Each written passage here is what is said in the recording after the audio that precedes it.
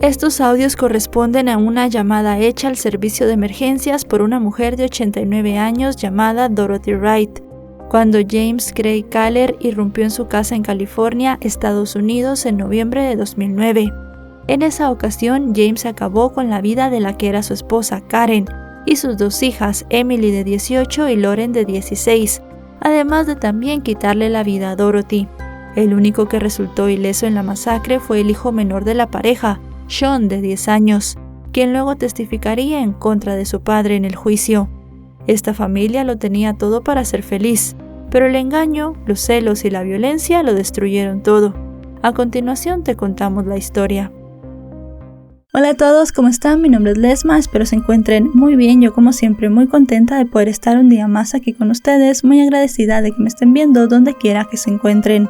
El día de hoy tenemos un caso sucedido en los Estados Unidos, el de la familia Kahler. Acompáñenme a ver todos los detalles.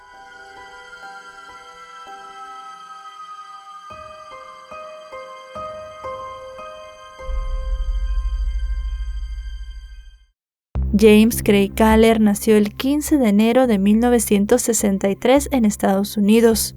Creció junto a sus padres Wayne y Patricia en Meriden, una ciudad ubicada en el condado de New Haven en el estado de Connecticut. Fue un chico popular en la secundaria, no solo por su simpatía, sino porque era un joven brillante y astuto. Las personas que lo conocían le auguraban un futuro brillante, pues en ese momento no había ninguna señal de advertencia de que se trataba de una persona con potencial real para hacer mucho daño. James estaba en su último año de ingeniería en la Universidad Estatal de Kansas, cuando conoció a la hermosa estudiante de primer año llamada Karen. James se enamoró prácticamente a primera vista, y no era difícil, pues Karen era una chica hermosa, alegre e inteligente, 3 cualidades que deslumbraron al futuro ingeniero. Al poco tiempo comenzaron una relación amorosa.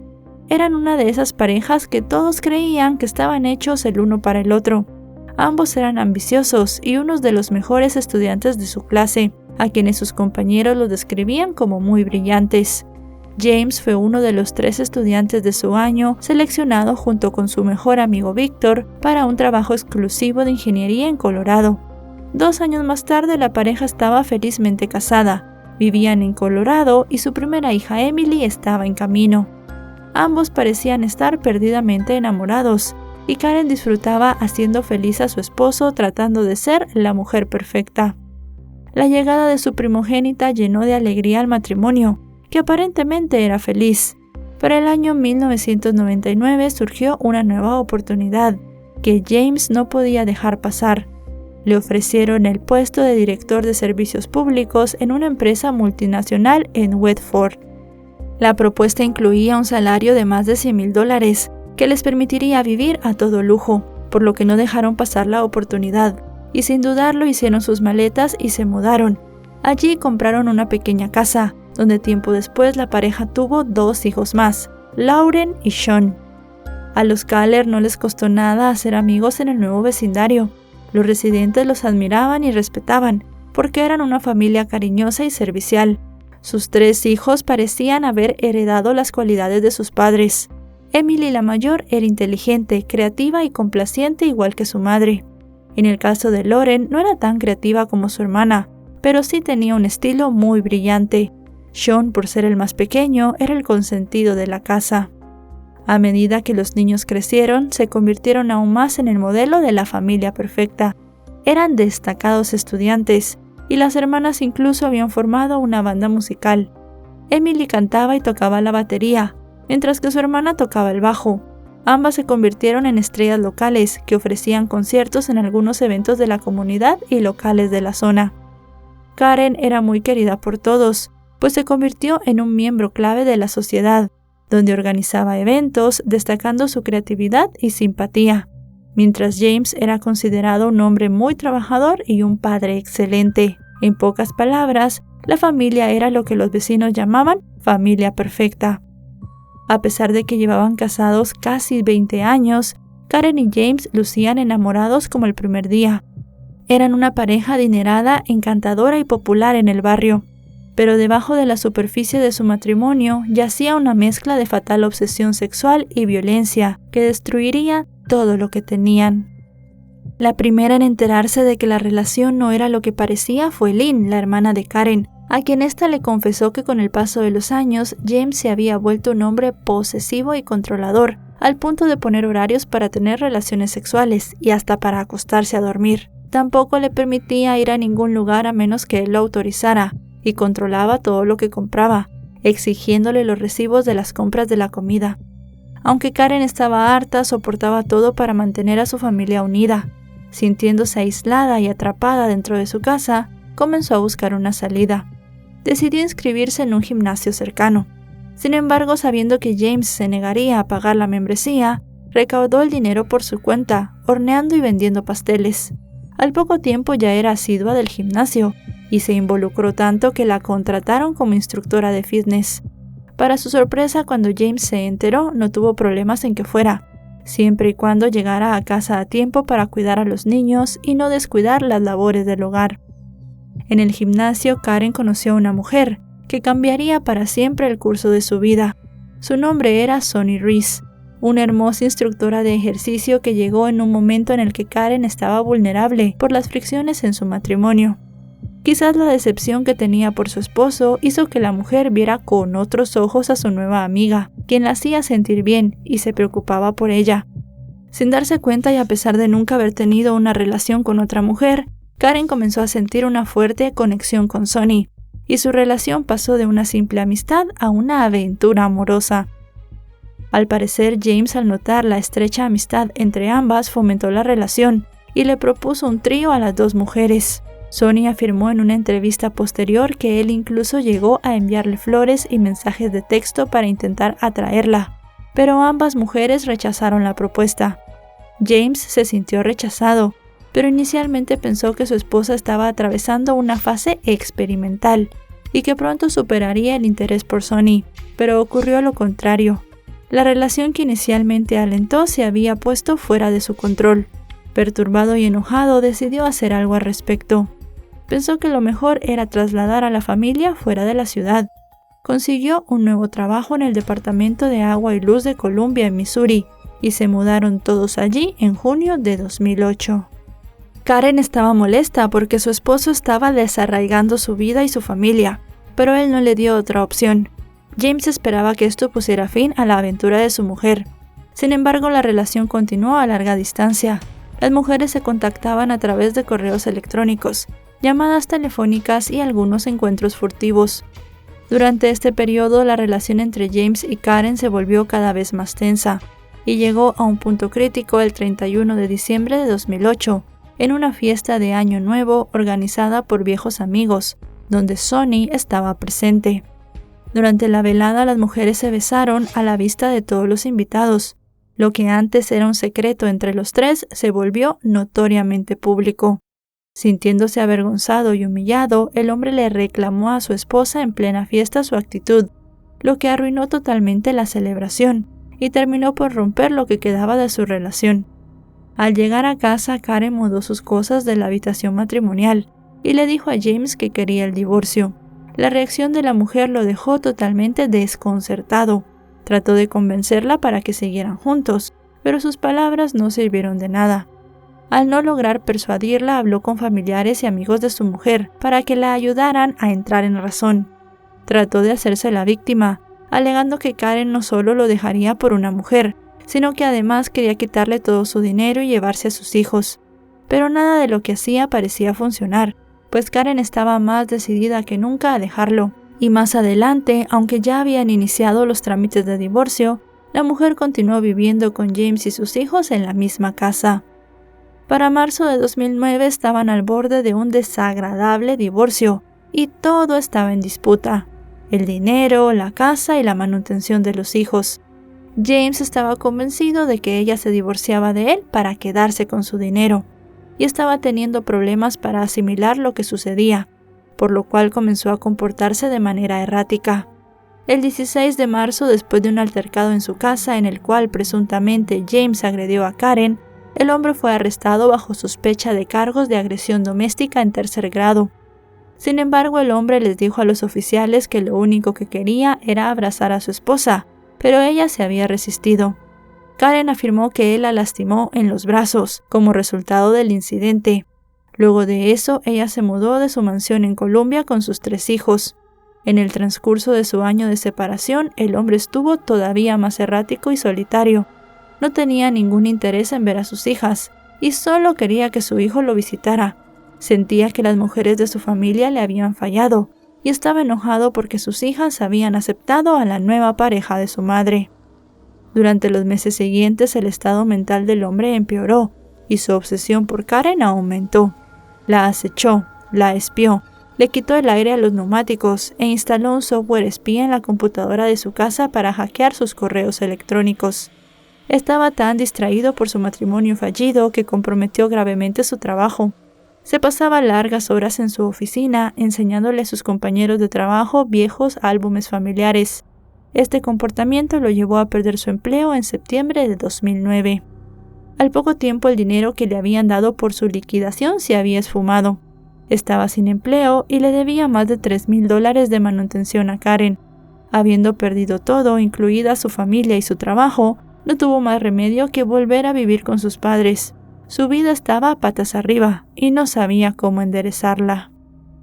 Karen y James se vieron en algunas oportunidades para tratar asuntos concernientes sobre el divorcio, y aunque los encuentros eran poco amistosos, la mujer tenía la esperanza de que pronto todo terminara, pues se había fijado una audiencia para diciembre de ese año, en la cual empezarían al fin los trámites legales para su separación. Asimismo, estaba pendiente de que James fuera citado ante los tribunales para rendir cuentas sobre las agresiones pasadas. Karen estaba feliz, porque pensaba que la pesadilla pronto acabaría. Lo que no sabía era que apenas estaba comenzando. Como se acercaban las vacaciones, para despejarse y olvidar un poco los problemas, Karen planificó una visita a la casa de su abuela Dorothy Wright, de 89 años, ubicada en una tranquila granja en una pequeña ciudad de Kansas. Luego de la cena de Acción de Gracias el 26 de noviembre de 2009, Karen junto a sus 3 hijos viajaron hasta la finca, sin siquiera sospechar la tragedia que estaba a punto de desatarse. 2 días después, el 28 de noviembre, la paz de ese tranquilo lugar de menos de 1,000 habitantes fue perturbada por una llamada al servicio de emergencias hecha por Dorothy, quien pedía a gritos ayuda porque un hombre había entrado a su casa. El operador pudo escuchar los disparos de fondo. A esa llamada le siguieron 2 más, una cerca de las 6 de la tarde a la oficina del sheriff, en la cual el matrimonio formado por Michelle y Trevor Gibson, quienes vivían a 1,5 cuadras al oeste de la casa de Dorothy, reportaban un incidente con una camioneta roja en su vivienda. Según los vecinos, el vehículo pasó a exceso de velocidad y minutos después se detuvo, y vieron como un hombre se bajaba cargando un objeto grande que no pudieron identificar, el cual colocó en la parte trasera del vehículo. Señalaron que entraron en su casa para buscar una linterna y poder tener una mejor visión para enfrentar al hombre, pero cuando salieron, este ya se había ido. Inmediatamente el ayudante del sheriff, Nathan Purling, salió hasta el lugar señalado por los pobladores para investigar qué ocurría. En ese momento entró otra llamada de alerta por la radio policial, proveniente de la misma zona, pero esta vez mucho más alarmante. Se trataba de otro vecino, quien indicaba que un niño de 10 años había tocado su puerta llorando para pedir ayuda, porque había habido un tiroteo en la casa de Dorothy. Tras recibir este último aviso, el agente sabía que iba a encontrarse con algo muy malo, pero jamás imaginó que sería tan macabro. Aceleró la marcha y al llegar, previniendo que hubiera algún peligro latente, tomó su rifle y se colocó detrás de un árbol en el patio delantero para observar. Luego, con mucho cuidado, fue hasta el porche de la casa y miró por una ventana, desde donde vio a Dorothy sentada en una silla en la sala cubierta de sangre. Entró por la fuerza y corrió hasta donde estaba la anciana, quien presentaba una herida de bala, pero aún estaba con vida. El oficial inmediatamente pidió ayuda médica a la central policial, mientras continuó registrando la casa para asegurarse de que fuera segura. Al llegar a la cocina encontró sin vida a Karen, tirada en el suelo donde había algunos casquillos percutidos de bala. Seguidamente el policía fue hasta la sala, donde estaba Emily sin vida detrás del sofá con 2 disparos en la cabeza. La policía pensó que quizás la chica de 18 años había tratado de esconderse detrás del mueble para huir del atacante, pero como sabemos, no lo consiguió. Mientras se analizaba la escena, el oficial escuchó una voz que pedía ayuda desde el segundo piso. Subió rápidamente las escaleras mientras otro compañero lo cubría. Allí encontró a Lauren también con varios disparos. Hold on. Don't move. I know. Don't move. I don't want to die. I'm going to take care of you, okay? Make me alive. La adolescente aún con vida se retorcía del dolor, mientras el agente trabajaba tratando de calmarla. Le preguntó quién le había disparado, y ella casi sin aliento le dijo que había sido su padre, y le suplicó que no la dejara morir. I don't want to die. Who did this to you? Al escuchar estas palabras, el oficial trató de calmarla y consolarla lo mejor que pudo, mientras ella agonizaba. Inmediatamente llegaron los paramédicos que trasladaron a Lauren y Dorothy al hospital de Topeka, donde lamentablemente la adolescente perdió la vida tras su ingreso, mientras que la anciana seguía luchando por su vida. En el trayecto al centro de salud, Dorothy también reconoció a James como su atacante, frente a uno de los técnicos de emergencias. Si bien los oficiales tenían un nombre, el responsable de tan brutal acto no estaba por ningún lado. Tampoco tenían claro cómo habían ocurrido los hechos y cuál había sido el motivo para que el supuesto atacante le quitara la vida a toda la familia. Esas respuestas se las dio el pequeño Sean, quien era el único ocupante de la casa que había resultado ileso en el ataque. Según el relato del niño, él estaba limpiando algunas monedas viejas que él y su madre habían encontrado en la casa de su bisabuela. Y cuando los dos estaban parados frente al fregadero de la cocina, su padre entró de manera violenta y le disparó a su madre. Dijo que cuando vio a su mamá desplomarse en el suelo se asustó, y lo primero que hizo fue agacharse. Luego su padre rodeó la encimera de la cocina, y fue en ese momento que él corrió hacia la puerta y salió. Luego se dirigió al frente de la casa para tratar de encontrar un teléfono y llamar a emergencias. Abrió la puerta principal, pero en ese momento vio pasar a su padre y volvió a cerrarla. Declaró que escuchó 1 o 2 disparos más, y luego corrió a la casa de un vecino, pero como no había nadie, se dirigió a otra vivienda cercana en la que pudo ver gente dentro. Cuando abrieron la puerta, les pidió que llamaran a emergencias, porque había un tiroteo al otro lado de la calle. Una vez que se calmó, les dijo que su padre le había disparado a su mamá, a sus hermanas y a su bisabuela. Describió el arma utilizada como un rifle, que solo había visto una vez cuando vivían en Texas. El niño refirió que sabía sobre armas porque James le había regalado un rifle y recientemente le había disparado a un ciervo con un arma que era de su bisabuelo. Tras las declaraciones del menor y con la certeza de que James había sido el responsable, se inició una intensa búsqueda por aire y tierra, que duró toda la noche, y culminó después de 8 horas con la captura del sospechoso. Ya eran alrededor de las 7 de la mañana del domingo 29 de noviembre, cuando el ayudante del sheriff del condado lo halló en un área cerca de la línea del condado de Osage-Shawnee.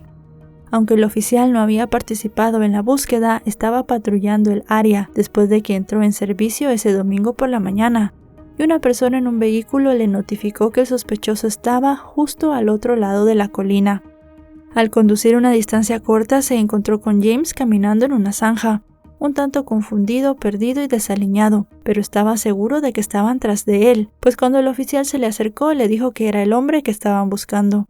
Llevaba un cuchillo de caza y una pistola, pero no opuso resistencia a su arresto. También le incautaron cientos de dólares en efectivo, unos guantes, una linterna y una bolsa de caza. Cerca de la zanja, el oficial encontró un cargador para rifle, y la camioneta de James fue hallada a unos 800 metros de ese lugar. Al revisar el vehículo hallaron una caja larga y blanca que tenía una etiqueta que indicaba que era para un rifle Mag 90 calibre .223, y más tarde durante la investigación se reveló que dicha caja contenía un rifle comprado por James en Texas.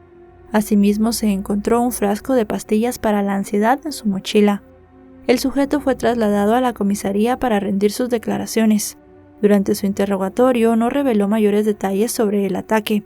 Solo se limitó a hablar con los detectives sobre los problemas que tenía con su exesposa, el divorcio, la relación de Karen con Sonny y la supuesta traición de sus hijas, al aceptar el amorío que tenía su madre con otra mujer. James, de 46 años, fue ingresado en la cárcel el domingo por la tarde y el lunes 30 fue conducido por 4 agentes hasta el juzgado, donde fue acusado formalmente por la oficina del fiscal general de Kansas por asesinato capital punible con la pena de muerte. Como alternativa al asesinato capital, fue acusado de 3 cargos de asesinato en primer grado por la muerte de su esposa y sus 2 hijas, y un cargo de intento de asesinato en primer grado y otro de robo con agravantes en el caso de Dorothy, quien para ese momento permanecía viva en estado crítico en el hospital. El juez de distrito le fijó una fianza de $10 millones debido a la naturaleza de los delitos y porque consideraba que representaba un peligro de fuga, ya que su residencia estaba fuera de ese estado. El acusado, que apenas levantó la mirada un par de veces durante la audiencia, fue llevado hasta la cárcel del condado, acompañado de su abogado Jason Belval. Tras el procedimiento, el fiscal general adjunto Barry Disney dijo que aunque ya tenían el testimonio de Sean, de Lauren y de Dorothy, y además algunas evidencias que vinculaban a James con el crimen, continuarían las pesquisas para conseguir más pruebas de su culpabilidad. El hecho conmocionó a los habitantes del pueblo, y más cuando las autoridades confirmaron que Dorothy perdió la vida el 1 de diciembre. Según los resultados de los análisis forenses practicados por el patólogo Eric Mitchell, Karen y sus 2 hijas habían recibido 2 disparos cada una, mientras que Dorothy recibió uno solo. Todos estos fueron mortales. Los cuerpos fueron entregados a sus familiares, quienes realizaron unos servicios funerarios en una iglesia local y les dieron el último adiós. Adicional a esto, crearon una página para recaudar fondos para el futuro del pequeño Sean, quien para ese momento estaba a cargo del estado, mientras las autoridades definían si le otorgaban la tutela a los abuelos paternos. Por su parte, en Columbia, los allegados y amigos de las víctimas realizaron varios actos para rendirles homenaje. Más de 100 personas se reunieron frente al Centro de Actividades y Recreación, donde Karen era instructora, para despedirse de ella y sus 2 hijas. Los dolientes sostenían velas encendidas protegidas dentro de vasos, y docenas firmaron un libro de visitas para expresar sus condolencias. Todos sus alumnos del gimnasio coincidieron en que Karen los había inspirado a llevar una vida sana y a estar orgullosos de quienes eran. Otros se maravillaron de su capacidad para equilibrar el trabajo, sus estudios en la Universidad de Missouri como estudiante de Ciencias de la Salud y su familia. Para el reverendo que ofició el servicio, Karen era un ejemplo brillante de una persona optimista ante la vida. Algunos miembros del grupo habían notado señales de abuso en su maestra, como moretones en los brazos en los últimos meses, pero dijeron que estaban convencidos de que al separarse de su marido, Karen había hecho lo necesario para protegerse a ella y a sus hijos. Asimismo, unos 150 estudiantes y maestros de la escuela secundaria donde Lauren cursaba el 3er año y Emily se había graduado ese mismo año, le rindieron homenaje a ambas jóvenes. Los miembros de la banda de música a la cual pertenecían ambas hermanas asistieron al homenaje de la escuela, al igual que los estudiantes de la clase de artes culinarias que prepararon un platillo de sushi, la comida favorita de Lauren, mientras los alumnos de la Facultad de Farmacia donde Emily cursaba su 1er año de carrera también la recordaron. Mientras los familiares de las víctimas trataban de lidiar con la pena, el 10 de diciembre se realizó una audiencia preliminar al juicio. En dicha diligencia, la defensa de James afirmó que su cliente estaba perturbado mentalmente debido a la aventura de su esposa, la pérdida de su trabajo, los ansiolíticos no utilizados, los informes de comportamiento errático y el hecho de que no encubrió el asesinato. Sin embargo, la fiscalía argumentó que él planeó conscientemente la masacre. Al ser un cazador tenía armas y planeaba conscientemente usarlas para quitarle la vida a su familia, pues no falló ni un solo objetivo. La acusación también aseguró que tenía suficiente presencia de ánimo para salvarse a sí mismo y a su hijo, lo que era inconsistente con el argumento de la defensa de que había perdido el control y estaba fuera de sí en el momento de los crímenes. Durante la audiencia, la acusación presentó algunos testimonios de los vecinos y oficiales a cargo del caso. Además, enumeraron algunas de las pruebas en contra de James, entre ellas los restos de sangre hallados en las escaleras de la casa donde ocurrieron los hechos, el arma encontrada en su camioneta, que coincidía con las balas halladas en la escena, y otras pruebas más. Una vez completada la diligencia, el juez consideró que la fiscalía había presentado pruebas suficientes para respaldar los cargos contra el acusado, por lo que la causa fue elevada a juicio. el cual comenzó en agosto de 2011. Durante el debate, los fiscales pintaron al acusado como un hombre que fríamente le quitó la vida a su familia, porque estaba molesto por la nueva relación que había iniciado su esposa, y que de manera premeditada había acudido a la vivienda para realizar los actos. De igual forma, la fiscalía subió al estrado a varios testigos, entre ellos los vecinos que vieron a James en la camioneta, los dueños de la casa a la cual acudió el hijo del hombre a pedir ayuda, además de los testimonios de expertos y de los oficiales a cargo, a quienes 2 de las víctimas señalaron al acusado como el pistolero, además del testimonio de Sonny de 42 años, quien testificó que ella no rompió el matrimonio de los Kaller, pues ella conoció a Karen cuando la relación ya estaba rota. Pero sin duda el testigo clave de la fiscalía fue el pequeño Sean, quien para ese momento tenía 12 años. Sus declaraciones fueron escuchadas a través de un enlace de video. En estas narró con valentía lo que había ocurrido aquella fatídica noche en la cual perdió a toda su familia. Por su parte, el representante legal de James pasó la defensa alegando que su cliente estaba mentalmente destrozado, sufría alucinaciones y estaba obsesionado con la relación de su esposa con otra mujer. Sostuvo que el acusado había padecido una enfermedad mental durante meses y por eso se halló en su automóvil un frasco de pastillas recetadas para el trastorno de la ansiedad. Con relación a la sangre hallada en la casa, la defensa llamó a declarar a testigos de la Oficina de Investigación de Kansas, que admitieron que el acusado pudo haber dejado esa sangre en otra visita, pues durante muchos años había frecuentado esa vivienda. Durante el debate, los miembros del jurado escucharon las grabaciones de Dorothy pidiendo ayuda, y también de Lauren casi sin aliento, diciéndole al policía que su padre le había disparado. En los alegatos finales, la acusación instó a los jurados a imponer la pena de muerte, advirtiendo que cada una de las 4 víctimas perdió la vida con plena conciencia, sabiendo que el acusado estaba armado y tenía la intención de arrebatarles la existencia. Refirió que el hecho de que hubiera más de una víctima y que a las 4 les hubieran quitado la vida de manera cruel justificaba la pena de muerte. El fiscal del condado pidió a los miembros del jurado que pensaran en la angustia que habían sentido los familiares de las víctimas cuando escucharon nuevamente las grabaciones pidiendo ayuda, mientras James caminaba por la casa. Antes de que comenzaran las deliberaciones, los representantes legales de James leyeron 2 notas del hijo menor de los Kaller, en las cuales pedía que su padre no recibiera la pena de muerte, porque sería duro para sus abuelos, y no quería perder a toda su familia. La defensa argumentó que había 12 circunstancias atenuantes que no superaban las circunstancias agravantes, incluido el hecho de que el acusado no tenía antecedentes penales, operaba bajo estrés mental y emocional extremo, y tenía una enfermedad mental grave que afectaba su capacidad para pensar y controlar su comportamiento. Dijo que en el caso de su cliente sería peor la prisión que la pena de muerte, destacando su amor por la vida al aire libre, que le gustaba cazar y pescar, cosas que solía hacer con su hijo Sean. El 25 de agosto de 2011, después de una semana completa de testimonios centrados principalmente en los acontecimientos que rodearon todos los crímenes, el jurado solo necesitó 2 horas para llegar a un veredicto. James fue declarado culpable de asesinato capital. Vestido con un traje oscuro, el hombre permaneció tranquilo y sin mostrar ninguna emoción cuando el alguacil anunció el veredicto. Sus padres, Wayne y Patricia, sentados en primera fila, también parecían tranquilos. Por su parte, la hermana de Karen, Lynn, estaba sentada en silencio en la primera fila detrás de los fiscales. Un seguidor le dio una palmada en la espalda mientras se leía la decisión unánime. Después de que se emitió el fallo, los fiscales se alegraron de que el jurado hubiese decidido que la pena de muerte era la más apropiada en este caso, pero según la ley de Kansas era el juez quien debía determinar si las pruebas respaldaban el veredicto.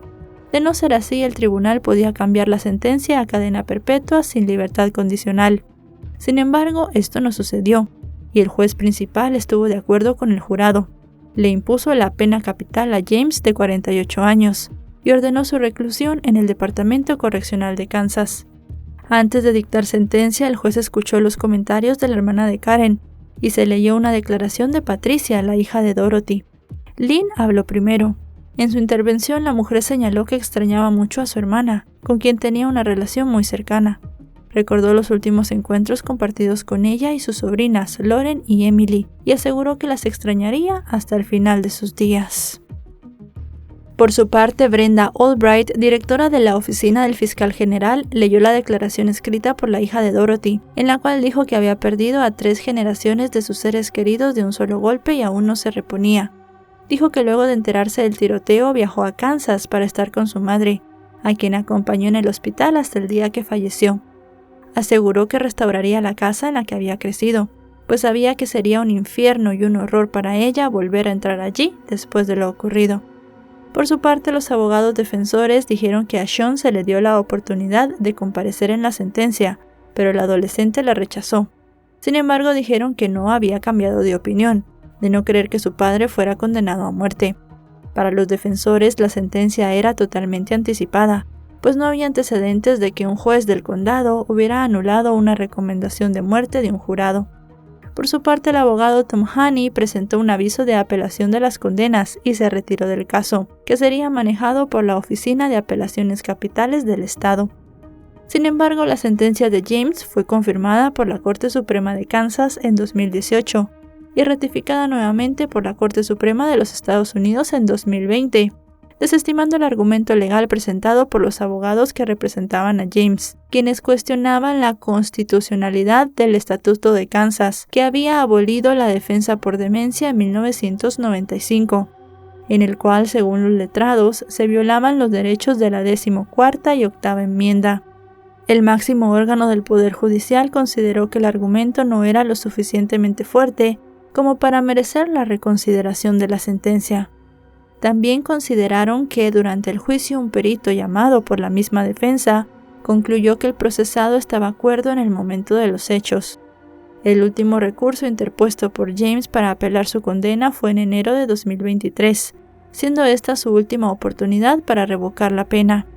En dicha petición de demanda de 27 páginas presentada por la abogada Julie Spanhur de la Oficina de Habeas de Kansas Capital, citaba 14 razones por las cuales la condena debía ser anulada, y 12 que afirmaban que había recibido una representación legal ineficaz durante su juicio y proceso de apelación. Entre las quejas estaba la supuesta mala conducta del jurado durante el proceso judicial de 2009 y el maltrato de la defensa de James al seleccionar al mismo. También el argumentar una moción que buscaba un cambio de sede a un condado donde los residentes estaban menos familiarizados con las víctimas. Hasta mediados de octubre de 2023, que es cuando se está realizando esta investigación, se desconocían los resultados de dicho proceso. Actualmente James se encuentra a la espera de la decisión final en el corredor de la muerte, siendo una de las 9 personas condenadas a pena capital en Kansas. Por su parte, su hijo Shawn, quien actualmente tiene 24 años, logró culminar sus estudios secundarios, y con el apoyo de sus abuelos paternos y terapias ha intentado seguir adelante con su vida, tratando de recuperar el dolor y el trauma de haber perdido a toda su familia en una sola noche. Y bueno, chicos y chicas, hasta aquí el video de hoy. Un caso muy impactante, como siempre decimos, la vida de una familia que se perdió en una sola noche y una víctima colateral muy importante aquí, el pequeño Shawn, que era un niño muy pequeño y que tuvo que afrontar todo el trauma de perder a su madre, a sus hermanas, a manos de su propio padre. Realmente es un caso muy triste. Este hombre aún está en el corredor de la muerte. Veremos si esta última apelación puede hacer algo por él. Todavía tiene una oportunidad para que no le quiten la vida con alguno de los métodos que se utilizan en Estados Unidos para condenar a estos reclusos.